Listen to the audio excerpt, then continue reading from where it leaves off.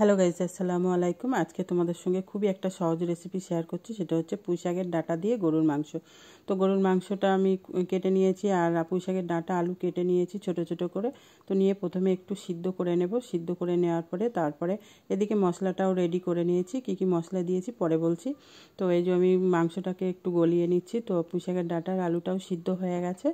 তো এই যে আমি রান্নাটা বসিয়ে দিয়েছি। রান্নাটা বসিয়ে বলতে প্রথমে আলুটাকে একটু ভেজে নেব তেলের উপরে। বেশি তেল দেখছেন, এই তেলটা দিয়ে আমি রান্না করব। তো আলুটা ভালো করে একটু তেলের মধ্যে বেশি করে ভাজলে ভালো হবে। তো এর জন্য তার মধ্যে আমি এই যে হয়ে গেছে আলুটা ভাজা, তার উপরে আমি পেঁয়াজ আর একটা তেজপাতা দিয়েছি। পেঁয়াজটা একটু লাল হলে যে মশলাটা আমি রেডি করে রেখেছিলাম সেই মশলাটা আমি দিয়ে নিয়ে একটু কষিয়ে নেব। কষানো হয়ে গেছে, তার মধ্যে আমি মাংসগুলো ঢেলে দিচ্ছি। মাংসগুলো একটু হালকাভাবে কষিয়ে নিয়ে তার উপরে পুঁই শাক আর ডাঁটা আর আলুটা কষিয়ে নেব। যেহেতু মাংসটা আগে গলিয়ে নিয়েছিলাম, ওর জন্যে আলু আর পুঁই শাকের ডাঁটাটা দিয়ে দিতে হবে, নাহলে ডাঁটা আর আলু গলবে না। এর জন্য দিয়ে আমি 1.5 চামচ লবণ দিয়েছি। দিয়ে ভালো করে নেড়ে আমি 5 মিনিটের জন্য ঢেকে রাখবো। ঢাকার পরে তারপরে আবার ফের আমি একটু নেড়ে দেবো, না নাড়লে তলায় ধরে যাবে।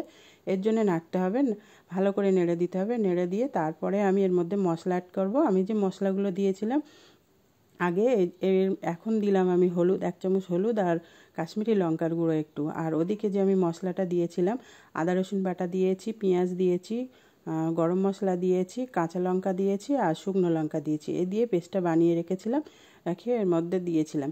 তো দেওয়ার পরে এই যে আমি ভালো করে কষিয়ে নিচ্ছি। তো আমি পানি কোনো রকম এখন অ্যাড করিনি, সামান্য পরিমাণে একটু পানি দেবো। যে আমি মিক্সার যে ব্লেন্ডারটা ছিল ওটার ধুয়েই আমি একটু পানিটা দেবো, বেশি কিছু দেবো না। তো দেওয়ার পরে তারপরে আমি এই যে ভালো করে কষিয়ে নিচ্ছি। কষাটাই হচ্ছে সব থেকে বেশি।